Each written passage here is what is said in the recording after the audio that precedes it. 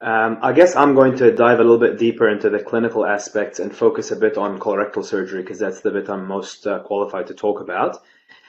Um, so I guess we're all pretty familiar with robotic surgery and what it means. I'll cover a little bit about the evidence, although Kyle did a really good job with that, but then discuss some of the more nuanced aspects of the cost, what the future might hold, and what do patients actually want.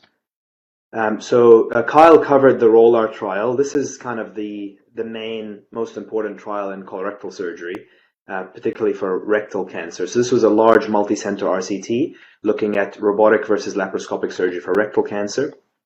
There are a few issues with the study which we'll cover, specifically the choice of the primary outcome. There's a lot of weaknesses to the study, despite the fact that it was a large multi-center RCT.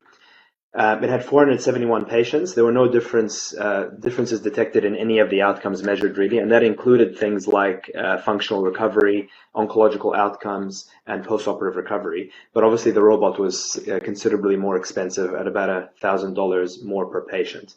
The main limitations acknowledged by the authors are that a lot of the surgeons were still within their learning curve. Even though most of them were robotic enthusiasts, they still hadn't probably done enough cases to become extremely proficient. There were some centers that refused to randomize, mainly because they didn't think there was equipoise, and these tended to be the centers that were actually reasonably experienced in robotic surgery. And so we lost out on that on that ability in the study.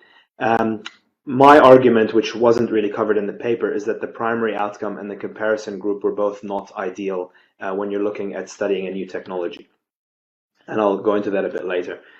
The other important study in this area is the Korean trial. So this was a slightly different study. It was a single center study, but the surgeons were very experienced. So it sort of addressed some of the weaknesses of the ROLAR trial. The primary outcome was more appropriate in that it was completeness of TME as opposed to conversion to open, and it was assessed by a blinded panel, again, it addressed some of the weaknesses of the ROLAR trial, even though it was a smaller study. Again, though, there was no difference in any of the short-term outcomes measured. There was a longer operative time with robotic surgery, and it was probably more expensive, although this was not actually measured. There was some slight difference in sexual function at 12 months in favor of the robotic arm, but it's a little bit unclear whether this was a real finding or whether there was just a huge number of variables and one of them was significant. Again, the comparison group of laparoscopic TME was not ideal. It's unclear if these findings are generalizable to Western units with lower volume and different patients, and the cost-benefit analysis was not done. Sorry, I went backwards by mistake there. So let's talk a bit about the comparison group. Most of the studies looking at this have compared robotic with laparoscopic TME, and the problem there from an academic standpoint is that laparoscopic TME is not, academically speaking, the standard of care. And the reason for that is that the prior generation of studies that looked at laparoscopic versus open TME, at the time open TME was standard of care, did not establish that laparoscopic TME was equivalent or safe. Now, there probably isn't much of a difference between lap and open TME, but just purely from a study standpoint, it really didn't make sense to compare robotic with laparoscopic TME, given open TME was the standard of care at the time. And there aren't really many studies comparing robotic and open TME. In fact, there are none. So why was the robot compared to the laparoscope? From an academic standpoint, this was purely a bias measurement. We tend to like to compare the newest thing with the last new thing, even if the last new thing was not established as the standard. And so this leaves a bit of a weakness in the data. We tried to address some of this using a network meta-analysis. So this is a paper we published 6 months ago, where we looked at all the studies, including laparoscopic and open TME RCTs, and tried to infer the difference between robotic and open TME.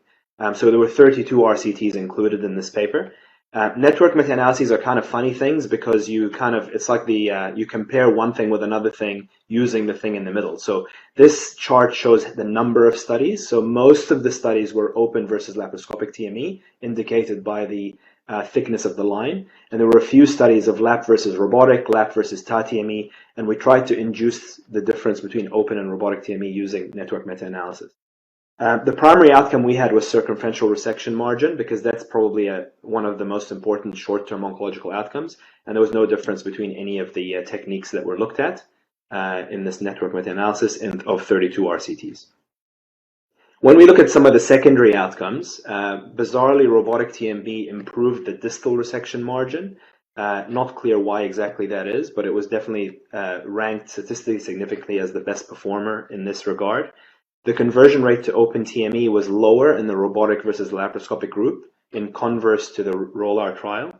Robotic TME had the longest operation time and by inference the highest cost, and open TME had the longest hospital stay with a difference of 3 days compared to the other minimally invasive techniques.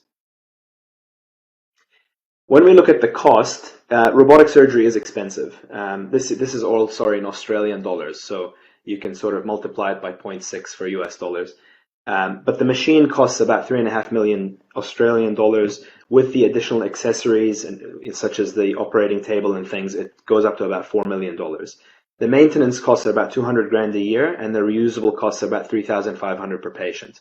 So compared to laparoscopic TME, you can expect, apart from the upfront cost, to spend another $1,500 per patient on every case. If we discuss the practicalities of this, to be absolutely honest, I don't think many surgeons care about the cost difference. And I include myself in that assessment. There are no more RCTs planned in rectal cancer, despite the fact that the question has not been answered. The RCTs that show very little benefit have not made any difference to practice. Robotics seems to be expanding everywhere. And I think one of the reasons why we're having this talk today in Brazil is because there's continued interest in expanding robotic surgery, regardless of the fact that it's more expensive and the benefit appears at best marginal at the moment. So why is this? I think the reason is that it's just better technology. And most of the surgeons that use robotic surgery that have access to a robot don't tend to go backwards and stop using it, despite the RCT level data that's available. There are other drivers, such as private practice pressures. The business drives it pretty hard, and things like industry marketing. But the other important point is, just because the current generation does not provide any major patient benefits, that's not necessarily to say that the next generation of robots won't do that. And so there has to be an intermediate step somewhere, and I guess the question is do we cross that bridge or not? Do we just continue with laparoscopic surgery as we currently are? As far as industry payments, Kyle covered this a bit, but it is important to mention that this is from the US Open Payments Database. So this is one country and one company, which is Intuitive, which is the dominant player in the space. They spend about $53 million a year basically on marketing directly to surgeons. And that number has not plateaued. In fact, it seems to be slowly increasing with time, and we can expect that to continue. It is likely that, this number is much higher when you look at the multitude of different companies and the number of countries. And so we'd be naive to think that this hasn't had an impact. And they do it for a reason, and the reason is to drive adoption. If we look at the future of robotic surgery, there's definitely better hardware coming and better software. As far as the hardware, we've all looked at the single port robot, which is the next thing that's on the scene and some surgeons are already using. A lot of the competing companies are looking at independent arms. So instead of having one boom with all the arms, you can purchase and use individual arms and flexible instruments, which are actually reasonably exciting, particularly when you're talking about surgery in small spaces. But even more important than that is probably the software enhancements.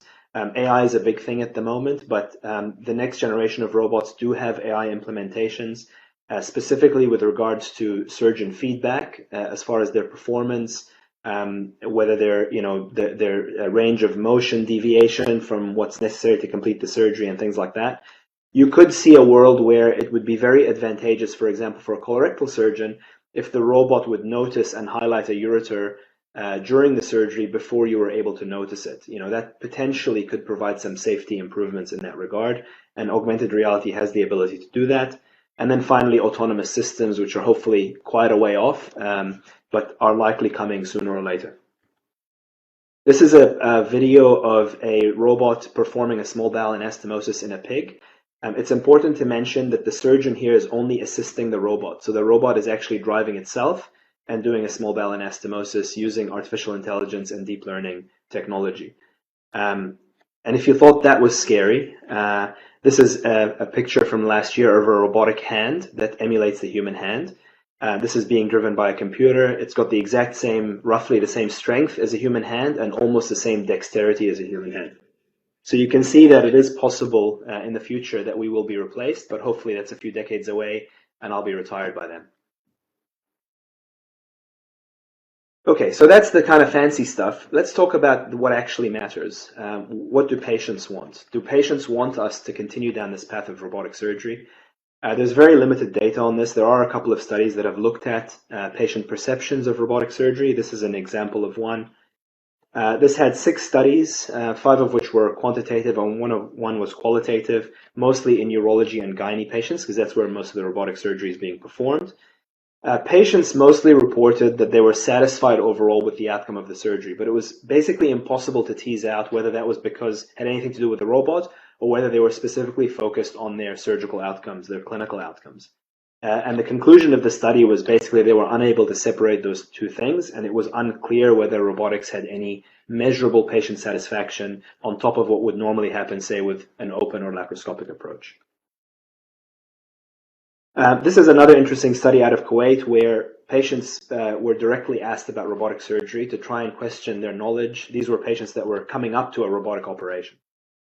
It is interesting that 71% of patients had either no knowledge of robotic surgery or were unsure about what it meant to have a robotic operation.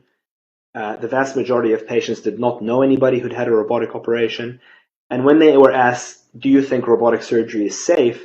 57% of patients said they weren't sure, and 12% thought it was unsafe. And these were patients that were being considered for a robotic operation. When they were asked what the surgeon's role is during robotic surgery, 49% of patients had no idea what the surgeon's role was with robotic surgery, and something like 23% thought that the robot did the operation, or that the surgeon commanded the robot and the robot did the operation, rather than the surgeon controlled the robot. So in general, the knowledge about robotic surgery was actually quite low, and it was unclear that they understood what was going on there. So to summarize this, I would suggest that robotic surgery is not being driven by patients. Patients don't seem to know the implications of robotic surgery in general, and many seem unsure about the safety of this relatively new approach. It is being driven by surgeons and by industry. Certainly that's been my anecdotal experience where I work. But that's not necessarily all bad. I don't think the technical and technological innovation should be underestimated. It is possible that the next generation of robots will be better and will have measurable patient and surgeon benefits. But it's fair to say that the current generation has limited benefit, if any, and costs something to use. So I think it is, as Kyle said, it is the role of societies such as the one we're talking to today to try and navigate that. Do we keep pushing on? Do we wait another 10 years to see what happens? How do we ensure that we're not going down a path that actually has no patient benefit and just costs a lot of money, especially when the healthcare dollars seem to be becoming more and more scarce? Or do we just keep going along this road and hope that down the line we, improve patient outcomes? So what do I tell patients in practice today? What I say to patients is that I basically only offer robotics for rectal cancer and left-sided resections. I also offer open TME with laparoscopic approach for the rest of the operation, or what we call hybrid surgery. And I actually spend a lot of time talking about the surgery itself as opposed to whether I'm doing it with a robot or not. So because that's what actually matters. The rectal cancer part of the surgery, the implications of the benefit of removing the rectal cancer and the risks of removing rectal cancer, which actually don't change much regardless of the technique. And then after I describe all that, I basically explain to them the 2 surgical options that are both valid, they're both relatively equivalent. Do they have any strong feelings one way or another? And I can honestly say that most patients don't seem to care, as long as the surgery is done safely and they get out of hospital in one piece and have the right outcome from their cancer operation. And so often it's the practicalities of, is there a robotic list available in the right amount of time? So it's really a pragmatic approach as to whether I do it with the robot or not. It's not often a clinical decision, and it's not often a patient decision, if I'm being honest. And I think that may be the same in a lot of cases around the world, although I can't say that for a fact. So that's it from me. Thank you very much from that. And I'm happy to answer any questions and discuss the implications of robotic surgery going into the future. Thank you very much. Thank you very much, Professor Tarik. It was